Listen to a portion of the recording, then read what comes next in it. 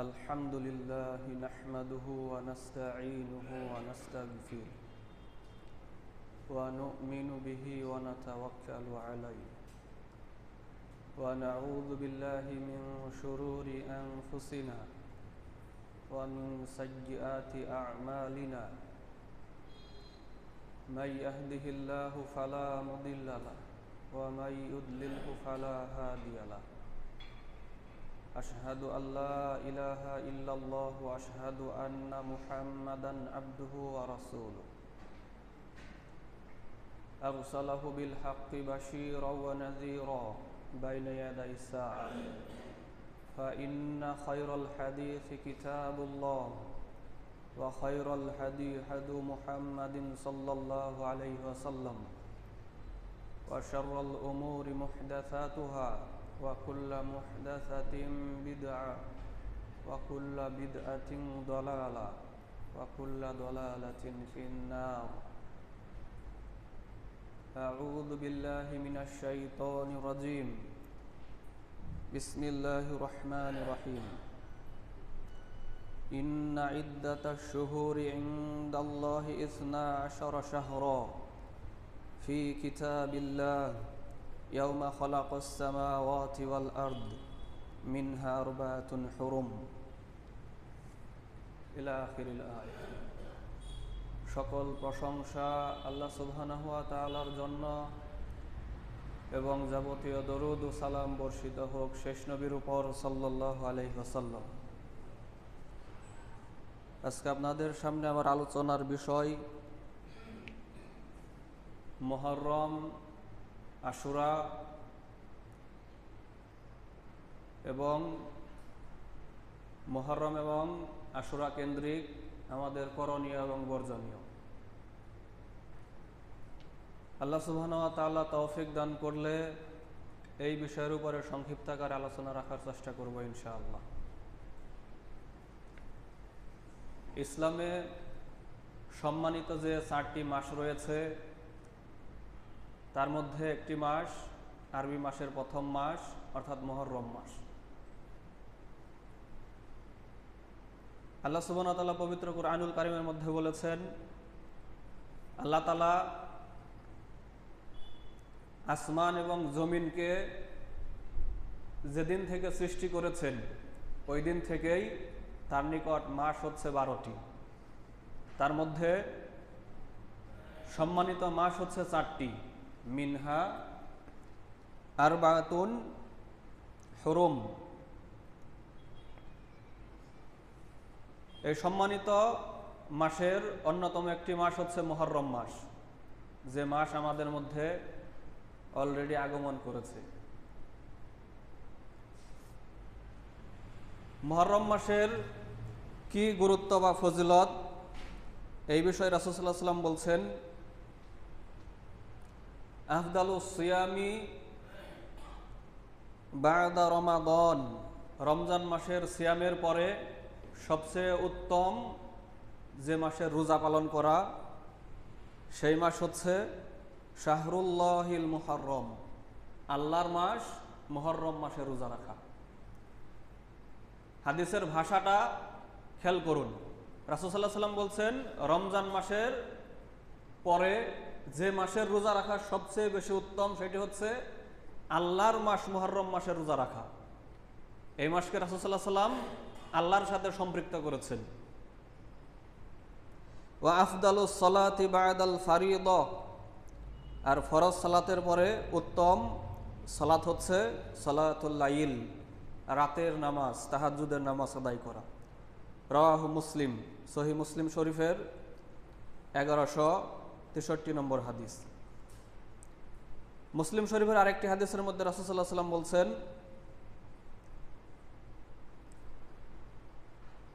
সুইলা আন সিয়ামি ইয়াউমি আশুরা, রাসূল সাল্লাল্লাহু আলাইহি ওয়াসাল্লামকে আশুরার সিয়াম সম্পর্কে জিজ্ঞেস করা হলো, রোজা সম্পর্কে জিজ্ঞেস করা হলো।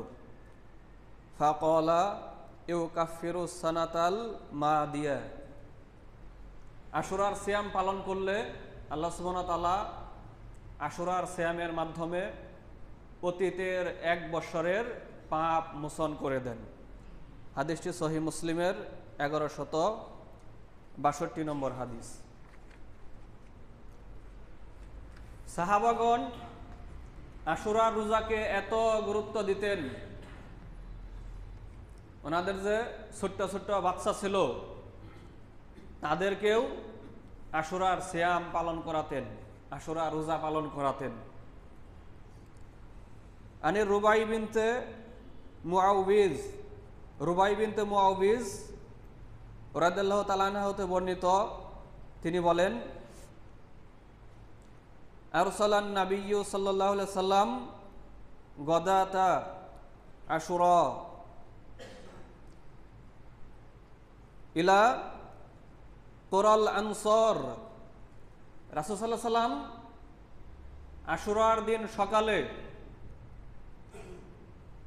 আনসারদের গোত্রে গোত্রে এই সংবাদ দিয়ে লোক পাঠালেন যে মান আসবাহা মুফতিরন ফালিউতিম বাকিয়াতা ইয়াউমি, যে ব্যক্তি সিয়াম পালন না করা অবস্থায় সকাল করেছে সে যেন পুরো দিন পূর্ণ করে, বাকি দিন যেন সে না খেয়ে থাকে।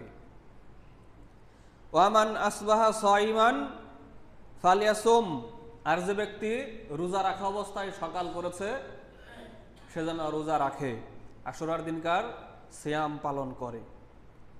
ক্বালাত, এই বর্ণনাকারী বলছেন, ফাকুন্না নাসুমু বা'দু ওয়া নুসাউবিমু সিবিয়ানানা। তিনি বলছেন, অতঃপর আমরা আশুরার সিয়াম পালন করা শুরু করলাম। আমরা যারা বড়,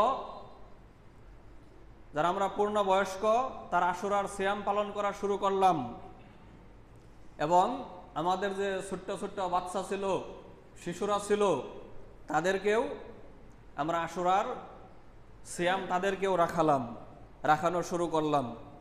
ওয়া নাজআলু লাহুমুল লু'বাতা মিনাল ইহনি, আমরা আমাদের কত ছোট্ট বাচ্চাদেরকেও আশুরার সিয়াম পালন করাতাম।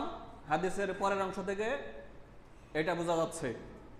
এই বর্ণনাকারী মহিলা সাহাবী বলছেন, আমরা আমাদের এত ছোট্ট বাচ্চাদেরকেও আশুরা রোজা রাখাতাম।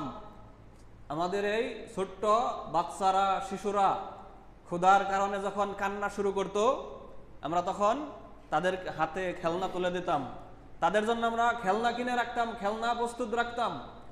যখন তারা ক্ষুধার যন্ত্রণায় কান্না করা শুরু করত, তখন তাদের হাতে আমরা ওই খেলনাগুলো তুলে দিতাম। ওই খেলনা দিয়ে তারা খেলা করতে করতে ক্ষুধার যন্ত্রণা তারা ভুলে যেত।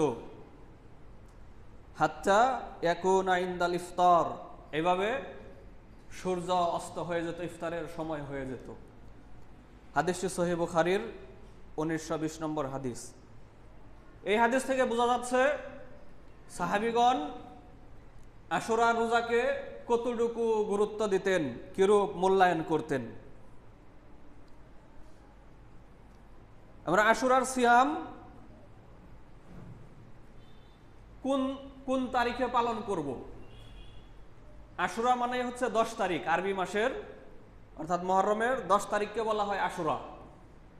কিন্তু আমরা কি শুধু এই 10 তারিখে সিয়াম পালন করব, নাকি আগে পরে মিলিয়ে সিয়াম পালন করব?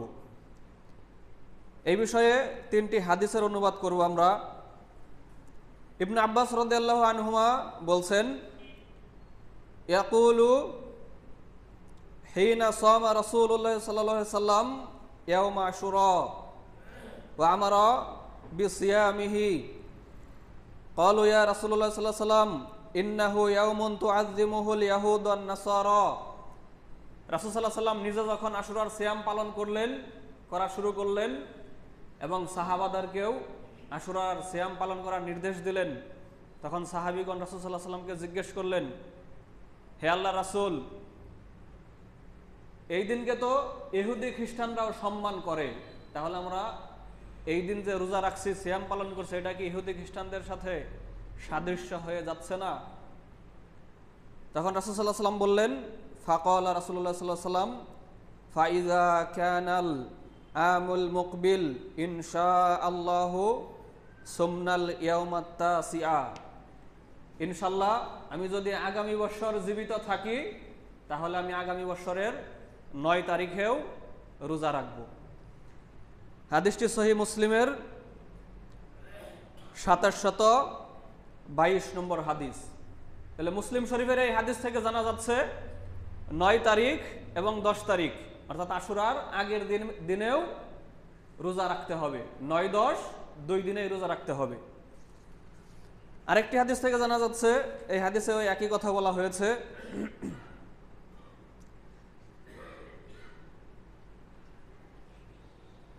রাসূল সাল্লাল্লাহু আলাইহি ওয়াসাল্লাম বলছেন, লাইন বাকিতু ইলা কাবিল, যদি আমি আগামী বছর জীবিত থাকি, আগামী বছর এই মুহররম মাসকে আমি পাই, লাসুমান্নাত তাসিয়া, তাহলে আমি অবশ্যই 9 তারিখের রোজা আমি রাখবো। তাহলে 9-10 2 দিন। এই হাদিসটি মুসলিম শরীফের হাদিস, 1134 নম্বর হাদিস। বাইহাকির একটি হাদিস থেকে জানা যাচ্ছে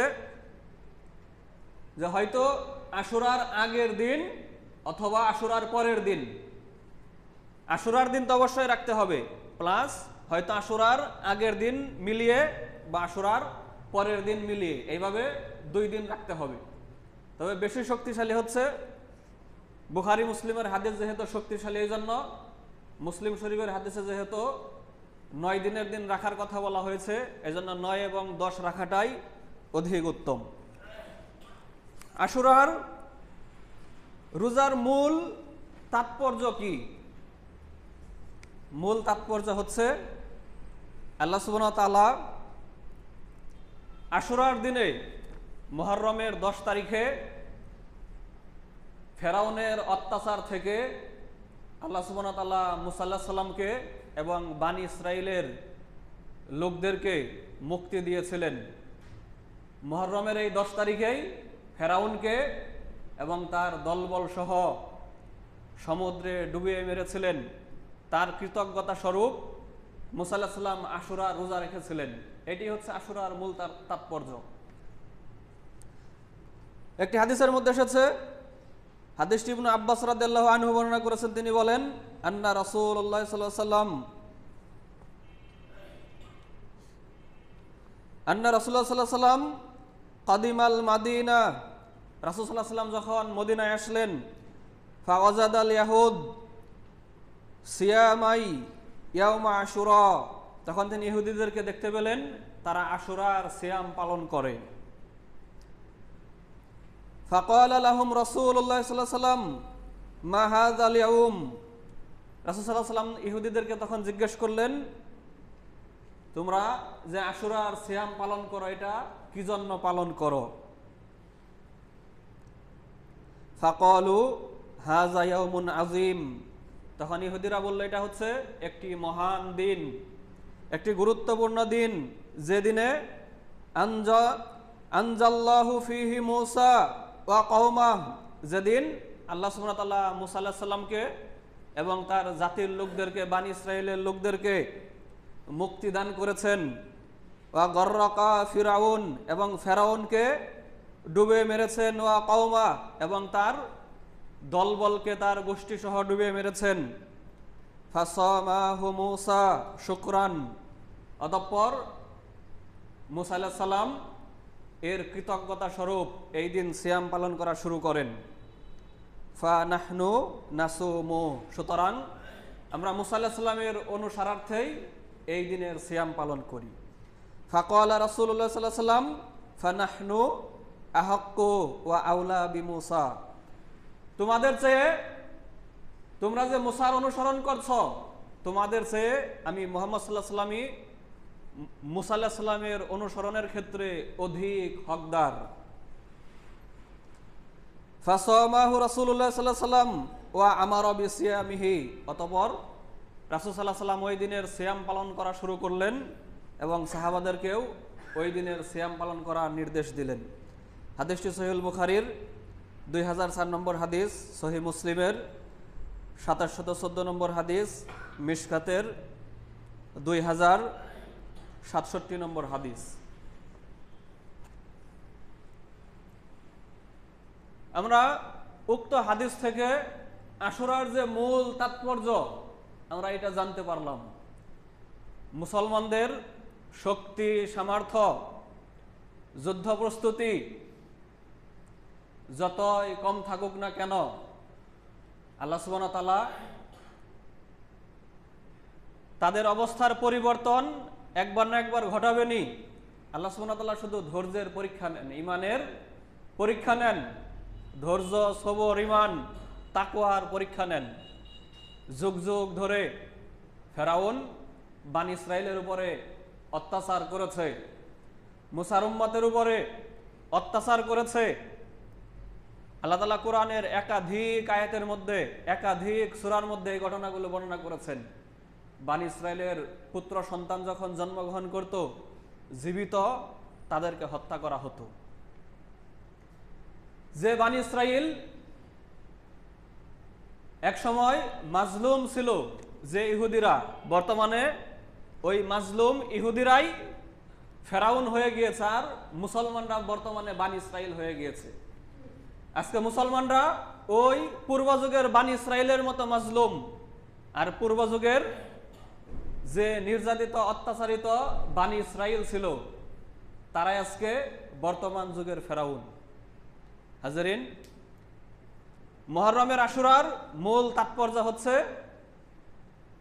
জালেমরা যতই শক্তিশালী হোক, তাদেরকে আল্লাহ সুবহানাহু ওয়া তাআলা একবার না একবার ফেরাউনের মতো চুবিয়ে ডুবিয়ে মারবেনি। তাদের পতন নিশ্চিত, তাদের ধ্বংস নিশ্চিত। আল্লাহ সুবহানাহু ওয়া তাআলা একটা ল্যাংড়া মশার মাধ্যমেও জালেমদেরকে ধ্বংস করতে পারেন, সমুদ্রে ডুবিয়ে যে কোনো সময় ধ্বংস করতে পারেন, আসমানি বালা মুসিবত দিয়ে যে কোনো সময় জালেমদেরকে ধ্বংস করতে পারেন, জমিনকে ধসিয়ে দিয়ে যে কোনো সময় জালেমদেরকে ধ্বংস করতে পারেন। জমিনটাকে লূত আলাইহিস সালামের জাতির মতো জমিনটাকে উল্টিয়ে দিয়ে আগুনের বৃষ্টি বর্ষণ করে, পাথরের বৃষ্টি বর্ষণ করে আল্লাহ সুবহানাহু ওয়া তাআলা যে কোনো সময় জালেমদেরকে ধ্বংস করতে পারেন। এটাই হচ্ছে আশুরার মূল শিক্ষা, মূল তাৎপর্য। হাজারিন, শুধু আমাদের প্রয়োজন ইব্রাহিম আলাইহিস সালামের মতো ঈমান এবং তাকওয়া।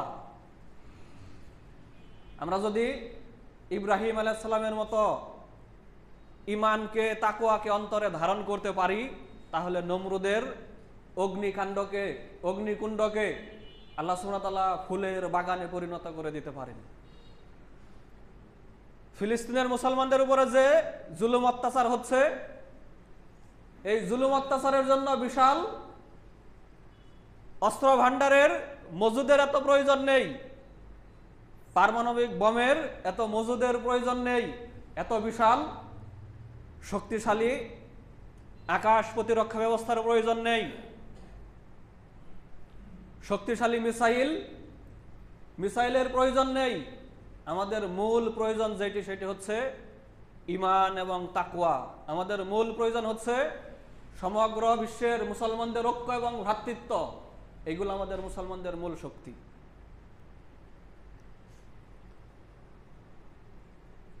আমাদের বাংলাদেশের যে ঘটনাটি 24 সালে বিগত হয়ে গেল, 34 দিনে 35 দিনে একটি সরকারের পতন, এরকম নজির গোটা বিশ্বে নেই।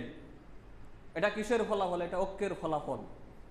আমরা যদি আবার মুসলিম জাতিরা সাহাবীদের মতো ঐক্যবদ্ধ হতে পারি, ইনশাল্লাহ পৃথিবীর যে প্রান্তে মুসলমানরা আজকে অত্যাচারিত, নির্যাতিত, এই জুলুম অত্যাচারের অবসান অবশ্যই হবেই হবে। আল্লাহ সুবহানাহু ওয়া তাআলা আমাদের মুসলিম জাতিদের ঐক্যবদ্ধ হওয়ার তৌফিক দান করুন। সকলেই বলি আমিন। মুহররম মাসের মূল করণীয় কি? মুহররম মাসের মূল করণীয় হচ্ছে তাই মুহররম মাস কেন্দ্রিক, আশুরা কেন্দ্রিক, রাসূল সাল্লাল্লাহু আলাইহি সাল্লাম যা করেছেন তাই করা। রাসূল সাল্লাল্লাহু আলাইহি সাল্লামের সাহাবাগণ যা করেছেন তার মধ্যেই সীমাবদ্ধ থাকা। রাসূল এবং তার সাহাবীগণ মুহররম এবং আশুরা কেন্দ্রিক যা করেছেন তার ভিতরে সীমাবদ্ধ থাকতে হবে কেন?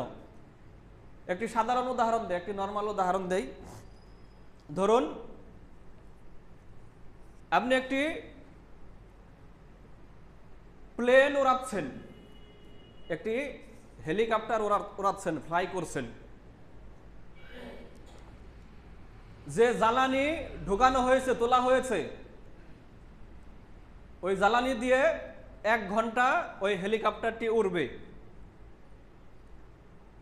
এখন আপনি প্রথম হেলিকপ্টারে উঠেছেন, আপনার আরো খুব ইচ্ছা করছে যে আরো 10 মিনিট 20 মিনিট বা আরো আধা ঘন্টা উড়াই, ফ্লাই করি, আরো 1 ঘন্টা ফ্লাই করি। আপনি কি ফ্লাই করতে পারবেন, না ক্রাশ করে আপনার মৃত্যু হবে? কি হবে ফলাফল? কি হবে ফলাফল? ধ্বংস কিনা? তো ইসলাম যে সীমা রেখা দিয়েছে, আপনি আবেগের তাড়নায় আবেগে পড়ে যে আমি আরো বেশি করে এই ইবাদতটি করি, মুহররম কেন্দ্রিক অন্যান্য যে বিশেষ দিনগুলো রয়েছে ওইগুলো কেন্দ্রিক কোরআন হাদিসের বাহিরে গিয়ে আরো বেশি করে নিজেদের পক্ষ থেকে বানিয়ে কিছু ইবাদত করি, এর ফলাফল ওই একই রকম হবে। 1 ঘন্টা পরে যেমন হেলিকপ্টারটি ক্রাশ করবে, আপনারও ইসলামের সীমা রেখার বাহিরে গিয়ে নিজেরা নতুন করে তৈরি করে যে আমল করবেন, ইবাদত করবেন, যদিও দেখা যাচ্ছে ভালো কাজ, যদিও দেখা যাচ্ছে সওয়াবের কাজ, এরপরেও আপনার দুনিয়া এবং আখেরাতে ধ্বংস সুনিশ্চিত। আপনি ঈমান আমল হারা হয়ে যাবেন কিছুদিন পরে। এজন্যই মুহররম এবং আশুরা কেন্দ্রিক সাহাবাগণ যা করেছেন, রাসূল সাল্লাল্লাহু আলাইহি ওয়াসাল্লাম যা করেছেন, হুবহু তার ভিতরে সীমাবদ্ধ থাকতে হবে, একটু কম বেশি করার সুযোগ নেই। রাসূল সাল্লাল্লাহু আলাইহি ওয়াসাল্লাম এবং সাহাবাগণ কি করেছেন? আশুরা কেন্দ্রিক রোজা রেখেছেন। হয়তো আশুরার দিন আর তার পূর্বের দিন, অথবা আশুরার দিন আর তার পরের দিন রোজা রাখা, এটি হচ্ছে আশুরার মূল আমল। এর বাহিরে আর কোনো আমল করার সুযোগ নেই। আপনি সারা বছর যেমন তাহাজ্জুদ পড়েন, নফল নামাজ পড়েন, সারা বছরের ধারাবাহিকতায় এই দিন পড়বেন, এতে কোনো সমস্যা নেই। কিন্তু সারা বছর এক্সট্রা কোনো নফল নামাজ পড়েন না, তাহাজ্জুদ পড়েন না, রাত্রে কোনো এক্সট্রা নফল নামাজ পড়েন না, এই দিন এসে আপনি নফল নামাজ পড়বেন, এর কোনো অবকাশ নেই। এতে করে আপনি সওয়াব হাসিল না করে বরং আপনি বিদআতের পাপে পাপী হবেন। মুহররম মাস কেন্দ্রিক বর্জনীয় কিছু বিষয়। মুহররম মাস কেন্দ্রিক 1 নম্বরে যে বিষয় থেকে আমাদেরকে বেঁচে থাকতে হবে সেটি হচ্ছে মুহররম এবং আশুরা কেন্দ্রিক যত জাল হাদিস রয়েছে এগুলো বর্ণনা করা থেকেও যেমন বিরত থাকতে হবে, ঠিক তেমনি ভাবে এই জাল জয়ীফ হাদিস শ্রবণ করা থেকে বিরত থাকতে হবে। একজন মুসলমান বিনা যাচাইয়ে কোনো হাদিস গ্রহণ করতে পারে না। আপনি টাঙ্গাইল শহরে 1% জায়গা রাখবেন, জমি রাখবেন, আপনি বিনা যাচাইয়ে দলিল যাচাই বাছাই ছাড়া আপনি 1% জায়গা রাখেন না। আপনি হাজারো মানুষকে জিজ্ঞেস করেন, হাজারো মানুষকে ওই দলিলটি দেখান যে দলিলটা সঠিক কিনা, এই জায়গাটা যদি আমি ক্রয় করি আমার জায়গাটা টিকবে কিনা, দলিলের মধ্যে ভেজাল আছে কিনা, জাল দলিল কিনা, জান্নাতের যে জায়গা, জান্নাতের যে স্থান, জান্নাতের যে জমি, ওই জমির দাম কি এতই কম যে আমলের উপরে জান্নাত নির্ভরশীল, জান্নাত পাওয়ার জন্য যে আমল আমরা করব ওই আমলের দলিলগুলো জাল দলিল কিনা, ভুয়া দলিল কিনা, মিথ্যা দলিল কিনা, এইগুলো একটু যাচাই বাছাই করার কোনো সময় সুযোগ বা গুরুত্ব আমাদের কাছে নেই। জান্নাত আমাদের নিকট এতই মূল্যহীন। সর্বশেষ যে ব্যক্তি জান্নাতে প্রবেশ করবে সে কত বড় জান্নাত লাভ করবে? এই পৃথিবীর চেয়ে 10 গুণ বড় জান্নাত লাভ করবে। আর ওই জান্নাতের 1 বিঘত জায়গার দাম কত? সমগ্র পৃথিবীকে 1000 বার বিক্রি করলেও জান্নাতে 1 বিঘত পরিমাণ স্থান কি পাওয়া সম্ভব হবে? সম্ভব হবে না। সমগ্র পৃথিবীকে 1000 বার বিক্রি করলেও জান্নাতের 1 বিঘত পরিমাণ জায়গা ক্রয় করা সম্ভব হবে না, জায়গা পাওয়া যাবে না, যদি না আপনার সঠিক ঈমান আর আমল না থাকে। আপনি যদি পাহাড় সমপরিমাণ স্বর্ণও দান করেন জান্নাতে 1 বিঘত স্থান পাওয়ার জন্য, পৃথিবী পরিমাণ স্বর্ণও যদি দান করেন, আল্লাহ কোরআনের একাধিক জায়গায় বলেছেন কাফেররা পাহাড় সমপরিমাণ স্বর্ণ দিয়ে হলেও কাল কিয়ামতের দিন জাহান্নাম থেকে বাঁচার চেষ্টা করবে। এই পৃথিবীর চেয়ে আরো দ্বিগুণ ধন সম্পদ সমগ্র পৃথিবীতে যত ধন সম্পদ রয়েছে, যত স্বর্ণের খনি রয়েছে, রৌপ্যের খনি রয়েছে, যত মূল্যবান ধাতু রয়েছে, অর্থ সম্পদ রয়েছে, এই পৃথিবীর চেয়ে দ্বিগুণ ধন সম্পদ দিয়ে হলেও কাল কিয়ামতের দিন কাফেররা জাহান্নামের শাস্তি থেকে বাঁচার চেষ্টা করবে। এই সমগ্র পৃথিবীর সমপরিমাণ ধন সম্পদ দিয়ে হলেও এক বিগত জায়গা কি পাওয়া যাবে জান্নাতে? না। তাহলে ওই জান্নাত লাভ করার জন্য আপনি আমল করবেন, ওই আমলের দলিলগুলো সঠিক কিনা, জাল দলিল না সঠিক দলিল, এটা কি যাচাই করার প্রয়োজন নেই? হাজারিন, মুহররম কেন্দ্রিক অনেক জাল হাদিস রয়েছে, আশুরা কেন্দ্রিক অসংখ্য জাল হাদিস রয়েছে। যেই দিন মৃত ব্যক্তিদের আত্মারা আমাদের নিকট ফিরে আসে, আমরা যেন তাদের জন্য খানা পিনার ব্যবস্থা করি, তাহলে তাদের আত্মা শান্তি পাবে, ইত্যাদি ইত্যাদি নানান জাল হাদিস। জাল হাদিসের কোনো অভাব নেই, এইগুলোর কোনো ভিত্তি ইসলামে নেই, অবশ্যই যাচাই করতে হবে। 2 নম্বর যে বর্জনীয় বিষয়, বিলাপ করা ও মাতম করা থেকে বিরত থাকতে হবে। শিয়া জাতিরা আশুরার দিন আপনারা দেখতে পাবেন গাল চাপড়ায়, মুখ চাপড়ায়, এবারে বিভিন্ন অস্ত্র দিয়ে পিঠে আঘাত করে, শরীরে আঘাত করে, পুরো শরীর রক্তাক্ত হয়ে যায়। এগুলো কি রাসূলের আদর্শ? না। রাসূল সাল্লাল্লাহু আলাইহি সাল্লাম শুধুমাত্র স্ত্রীকে বৈধতা দিয়েছে যে কোন নারীর স্বামী মারা গেলে সে 4 মাস 10 দিন সুখ পালন করবে, আর অন্যান্য আত্মীয় মারা গেলে মাত্র 3 দিন সুখ পালন করা বৈধ, এর বাহিরে ইসলামে সুখ পালন করা বৈধ নয়। তাও এই যে অন্যান্য আত্মীয় মারা গেলে যে 3 দিন, আর স্বামী মারা গেলে 4 মাস 10 দিন যে স্ত্রী সুখ পালন করবে, বৈধ যে সুখ পালনের অনুমতি যাদেরকে দেওয়া হয়েছে যে কয়দিন, তাদের ক্ষেত্রেও কি বুক চাপড়ানো, মুখ চাপড়ানো, শরীরে পিঠে আঘাত করার অনুমতি কি ইসলাম দিয়েছে? না, ইসলাম এই অনুমতি দেয়নি। বেপরদা হওয়া, গাল চাপড়ানো, বুক চাপড়ানো, পিঠে শরীরে আঘাত করা, এইভাবে বিলাপ করা, সুখ পালন করার কোনো বৈধতা ইসলামে নেই।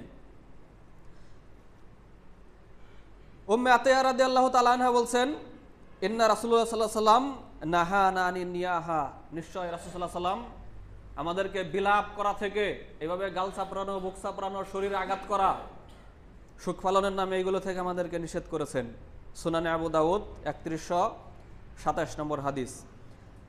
আরেকটি হাদিসের মধ্যে এসেছে রাসূল সাল্লাল্লাহু আলাইহি ওয়াসাল্লাম বলছেন, লাইসা মিন্না মান দরাবাল খুদুদ, ওই ব্যক্তিরা, ওই নারীরা, ওই পুরুষেরা আমার উম্মতের অন্তর্ভুক্ত নয় যারা গাল চাপড়ায় সুখ পালনের জন্য। আত্মীয় স্বজন মারা গেছে, সুখ পালন করতে গিয়ে, কান্না করতে গিয়ে গাল চাপড়ায়, তারা আমার উম্মতের অন্তর্ভুক্ত নয়। ও সকল জুয়ুব, যারা সুখ পালন করতে গিয়ে আত্মীয়র সুখে যারা নিজেদের জামা কাপড় ছিঁড়ে, তারা আমার উম্মতের অন্তর্ভুক্ত নয়। ওয়া দা বিদাওয়াতিল জাহিলিয়া, আর যারা কান্না করতে গিয়ে মৃত ব্যক্তি কেন্দ্রিক চিৎকার করে করে কান্না করে, বিভিন্ন সুর করে করে কান্না করে, তারা আমার উম্মতের অন্তর্ভুক্ত নয়। হাদিসটি সহিহ বুখারীর 1297 নম্বর হাদিস। আরেকটি হাদিসের মধ্যে রাসূল সাল্লাল্লাহু আলাইহি ওয়াসাল্লাম বলছেন,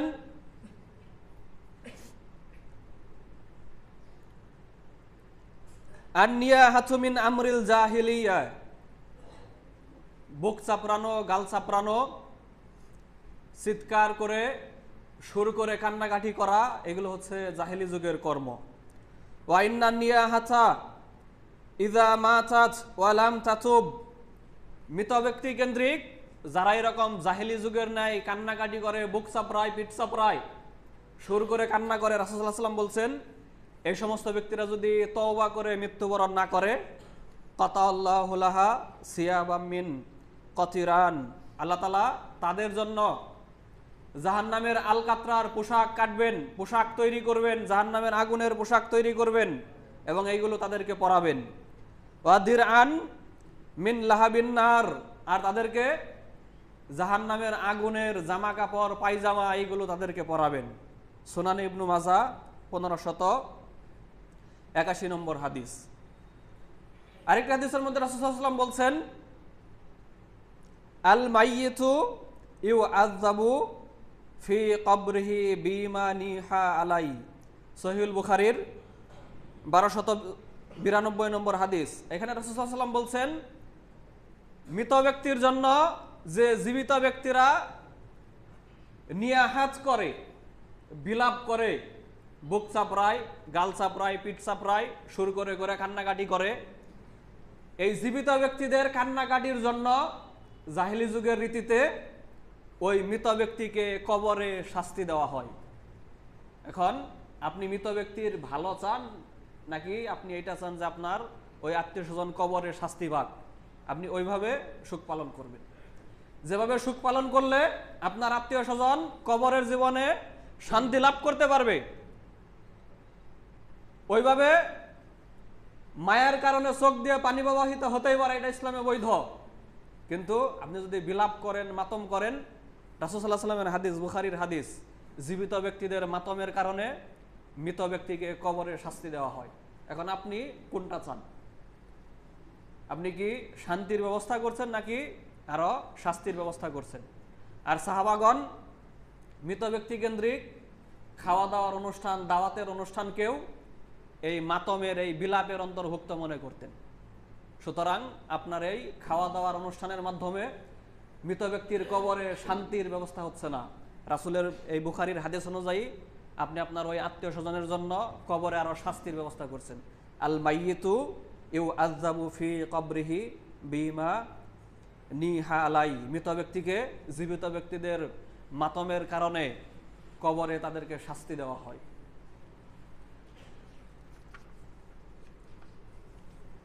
মুহররম এবং আশুরা কেন্দ্রিক 4 নম্বর বর্জনীয় যে বিষয়, সেটি হচ্ছে তাজিয়া মিছিল অবশ্যই বর্জন করতে হবে। সর্বপ্রথম বাংলাদেশের যশোরে শুধু তাজিয়া মিছিল হতো, এরপরে ধীরে ধীরে শিয়া ধর্মে, অর্থাৎ শিয়াদের লোকজন যখন আরো বেড়ে গেল, আমরা তো শুধু সহি আকীদার দাবি যারা করি, ঝগড়াঝাটি, মারামারি, ওই সুন্নত মুস্তাহাব জাতীয় মাসলা মাসাইল নিয়ে শুধু বাইরাবাড়ি, আমাদের এই মারামারির সুযোগে শিয়া ধর্মের লোক যারা আছে তারা কিন্তু বসে নেই। তারা ব্যাপক হারে পুরো বাংলাদেশে শিয়া মতবাদ, শিয়া আকীদা তারা প্রচার করছে ব্যাপক আকারে। এই পর্যন্ত সময়ে 1 লক্ষের উপরে অশিয়া, যারা শিয়া ছিল না পূর্বে, হয়তো হানাফি ছিল বা অন্য কোনো দলের অন্তর্ভুক্ত ছিল বা আহলে হাদিসের অন্তর্ভুক্ত ছিল, 1 লক্ষের উপরে শিয়া মতবাদ গ্রহণ করেছে, 1 লক্ষের উপরে। ঢাকার যে বর্তমান মিছিল আশুরা কেন্দ্রিক, এত বড় মিছিল পূর্বে ছিল? 50 বছর পূর্বে ছিল না। ঢাকাতে বর্তমানে শিয়াদের বিশাল বড় মসজিদ, বিশাল বড় সমাজ, বাংলাদেশের বিভিন্ন স্থানেও শিয়া মসজিদ তৈরি হচ্ছে, বর্তমানে অনেক মসজিদ তৈরি হচ্ছে। এগুলো কিসের ফলাফল? আপনারা আরো মারামারি করেন, বাইরাবাড়ি করেন শুধু ফিকহি মাসলা মাসাইল নিয়ে, কিন্তু ইসলামের যে সঠিক আকীদা, বিশ্বাস, এইগুলোকে যে বেশি গুরুত্ব দিতে হবে। শিয়াদের ভ্রান্ত আকীদাগুলো কি, তাদের ভ্রান্ত আকীদার খণ্ডন আমাদের জানা উচিত, ভবিষ্যৎ প্রজন্মকে যে জানানো উচিত। তাদের যে কুফরি আকীদাগুলো কি কি, তাদের ওই কুফরি আকীদা থেকে আমাদের ভবিষ্যৎ প্রজন্ম যাতে বেঁচে থাকতে পারে, এই বিষয়ক সচেতনতা আমরা নিজেরা কতটুকু অর্জন করতে পেরেছি, আমাদের ভবিষ্যৎ প্রজন্মকে কতটুকু শিক্ষা দিতে পেরেছি। হাজারিন, শিয়া এদের মূল উৎপত্তি হচ্ছে ইরাক এবং ইরান। ইরাক ইরানের বিশাল লম্বা সময়ের একটি রাজনৈতিক ঐতিহ্য রয়েছে।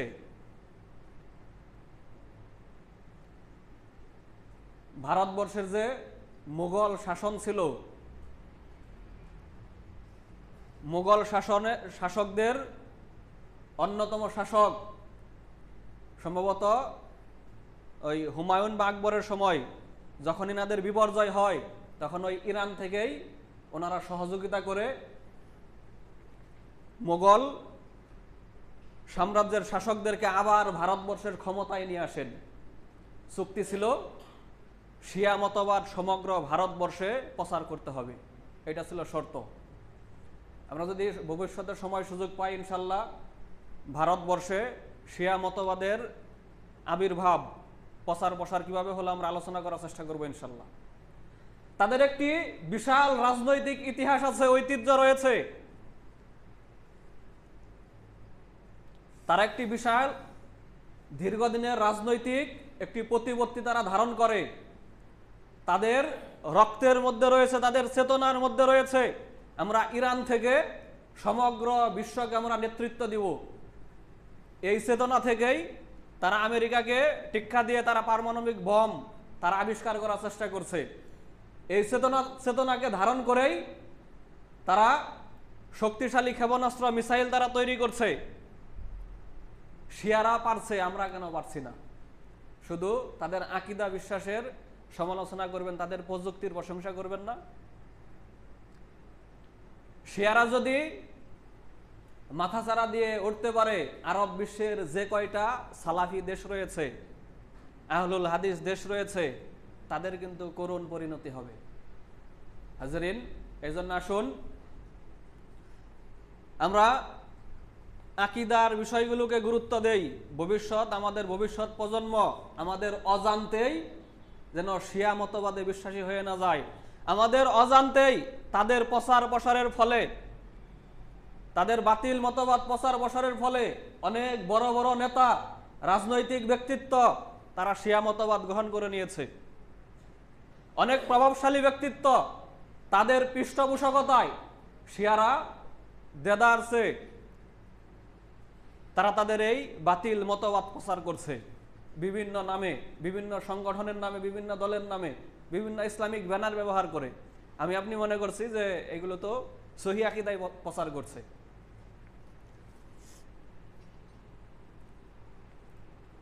তিন নম্বর যে বিষয়টা আমরা আলোচনা করছিলাম যে তাজিয়া মিছিল অবশ্যই বর্জন করতে হবে।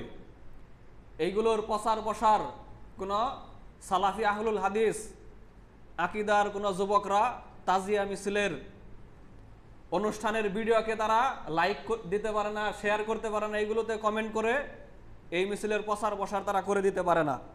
তাজিয়া মিছিল কেন্দ্রিক যত শিরকি এবং বিদাতি কর্মকাণ্ড হয় ওইগুলোকে বর্জন করতে হবে।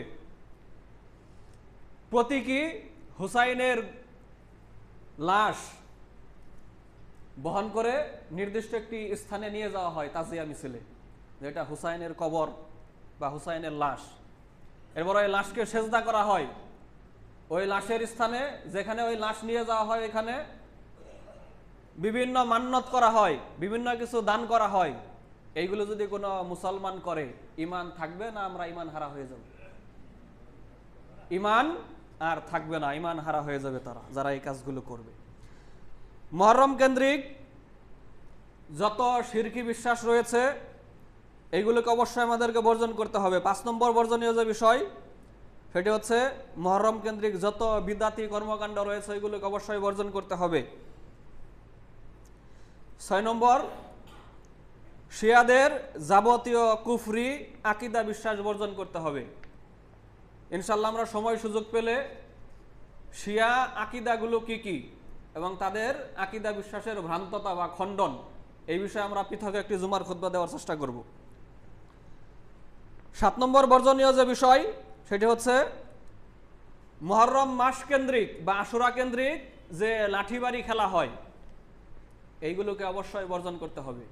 এইগুলো আপনি যে শিয়া ধর্মের অনুসারী, শিয়া মতবাদের অনুসারী তারই একটি বহির্প্রকাশ।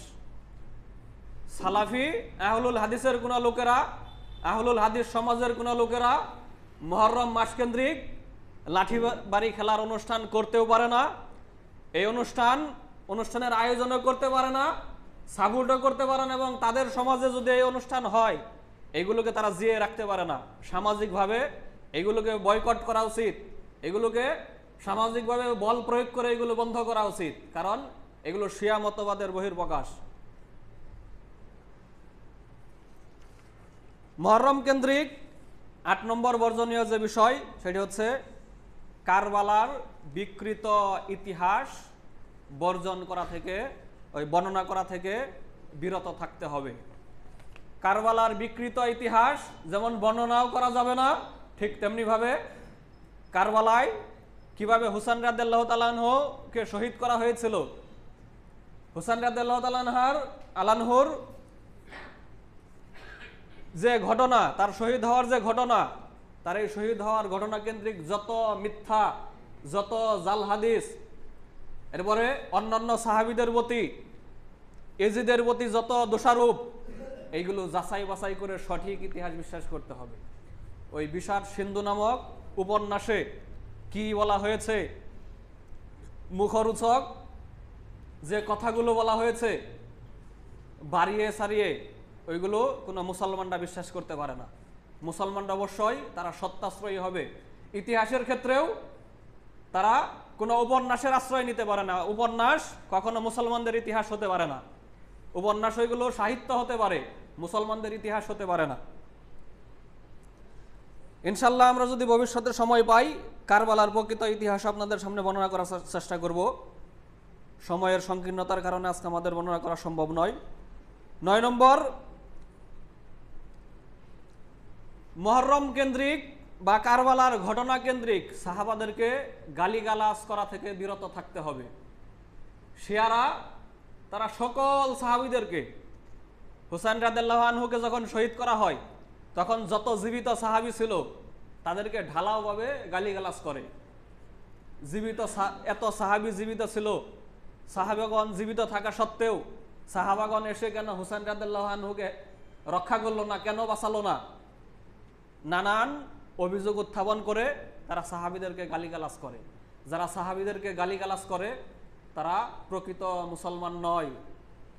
মুনাফিক ছাড়া রাসূলের হাদিস অনুযায়ী অন্য কেউ সাহাবীদের প্রতি বিদ্বেষ পোষণ করতে পারে না। ঠিক তেমনিভাবে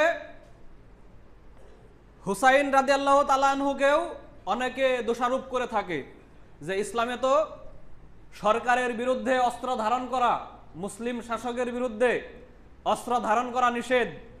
এটা তো খারিজিদের মতবাদ, মুসলিম শাসকের বিরুদ্ধে অস্ত্র ধারণ করা এটা তো নিষিদ্ধ কাজ, হারাম কাজ। তাহলে হুসাইন রাদিয়াল্লাহু তাআলা আনহু কেন ওই যুগের মুসলমান শাসকের বিরুদ্ধে অস্ত্র ধারণ করেছিলেন? এখন প্রশ্ন হচ্ছে, হুসাইন রাদিয়াল্লাহু তাআলা আনহু আসলে কি ওই যুগের মুসলমান শাসকের বিরুদ্ধে, এজিদের বিরুদ্ধে অস্ত্র ধারণ করেছিলেন? হুসাইন রাদিয়াল্লাহু তাআলা আনহু এজিদের বিরুদ্ধে অস্ত্র ধারণ করেছিলেন, এই ইতিহাসে এই ঘটনাটাই কি সত্য নাকি মিথ্যা? তো এই ঘটনাটা যদি সত্যই না হয় তাহলে হুসাইন রাদিয়াল্লাহু তাআলা আনহু অস্ত্র ধরেছিলেন এই কথা বলে হুসাইন রাদিয়াল্লাহু তাআলা আনহু খারেজি মতবাদ পোষণ করেছিলেন, এই অভিযোগ করার কি কোনো সুযোগ আছে? তিনি অস্ত্র ধারণ করেছিলেন এই কথারই তো তেমন সঠিক ভিত্তি পাওয়া যায় না। তাহলে তিনি সঠিক কাজ করেছিলেন না ভুল কাজ করেছিলেন, এটা তো এই ইস্যু উত্থাপন করে তাকে দোষারোপ করা তো অনেক দূরের বিষয়। আর রাসূল সাল্লাল্লাহু আলাইহি ওয়াসাল্লামের একটি হাদিস, বুখারীর হাদিস, মুস্তাহিদ গবেষক বা শাসক যদি সঠিক সিদ্ধান্তে পৌঁছায় তাহলে তার দ্বিগুণ পুরস্কার, তার সওয়াব হচ্ছে ডাবল। আর গবেষক মুস্তাহিদ তিনি যদি গবেষণা করতে গিয়ে ভুলও করেন তাহলেও তার 1 গুণ সওয়াব, 1টি সওয়াব। হুসাইন রাদিয়াল্লাহু তাআলা আনহু ওই সময় যে পরিবেশ পরিস্থিতি প্রেক্ষাপট তৈরি হয়েছিল, ওই প্রেক্ষিতে তিনি যে সিদ্ধান্ত নিয়েছিলেন তার সিদ্ধান্ত যদি ভুলও হয়ে থাকে এরপরেও তিনি 1টি সওয়াব লাভ করেছেন। এখন আমার আপনার এই সুযোগ নেই যে আমি হুসাইন রাদিয়াল্লাহু তাআলা আনহুকে আমি আপনি দোষারোপ করবো, এই সুযোগ আমাদের নেই। সাহাবাদের বিষয়ে আমি আপনি অভিযোগ করব, তাদের আমল নিয়ে, তাদের চরিত্র নিয়ে, তাদের সিদ্ধান্ত নিয়ে আমরা সমালোচনা করব, এই অধিকার আমাকে আপনাকে দেওয়া হয়নি। মুহররম কেন্দ্রিক আরো একটি বর্জনীয় বিষয়, সেটা হচ্ছে খিচুড়ি বিতরণ করা। খিচুড়ি বিতরণ করা হয় কিনা আমাদের গ্রামগঞ্জে? সারা বছর আপনি গরিব মানুষকে খাবার দেন না, খাবার খাওয়ান না। ভিক্ষুক আসলে 1 গ্লাস পানি যদি চায় আপনার গ্লাস নোংরা হয়ে যাবে। আমি কুরবানির ঈদে আমার গ্রামে গিয়েছিলাম, একটা করুণ একটা ঘটনা আমার নজরে পড়ল। একটি নারী একেবারে বৃদ্ধ হয়ে গিয়েছে, নিজের জামা কাপড় আর সামলাতে পারে না, পেশাব পায়খানা নিজের জামা কাপড়ের উপরেই করে, যে বাড়িতেই যায় ধুরু ধুরু সাই সাই করে, কুকুরের মতো পশুর মতো আচরণ করে, বাড়িতে ঢুকতেই দেয় না। পানি পান করাবে তো দূরের কথা, গ্লাস নোংরা হয়ে যাবে, এই জন্য তার কোনো বাড়িতেই ঢুকতে দেয় না। আমাদেরও কিছু লোকের স্বভাব এরকম, একজন ভিক্ষুককে খাবার দিব, প্লেট নোংরা হবে, গ্লাস নোংরা হবে, এই ভয়ে ভিক্ষুককে আমরা খাবারও দেই না। সারা বছর ফকির মিসকিন অভাব দুঃখীদেরকে খাদ্যদানের কোনো সুন্নাহ কোনো রীতি আমাদের মধ্যে নেই, কিন্তু মুহররমে আমরা খিচুড়ি বিতরণ করি। এটা রাসূল সাল্লাল্লাহু আলাইহি ওয়াসাল্লামের সুন্নাহ নয়, সাহাবাদের সুন্নাহ নয়। আপনি সারা বছর মানুষকে খাদ্য খাওয়ান, খিচুড়ি খাওয়ান আর বিরিয়ানি খাওয়ান, যাই খাওয়ান, বৈধ পদ্ধতিতে খাওয়ান, আপনার অবশ্যই সওয়াব হবে।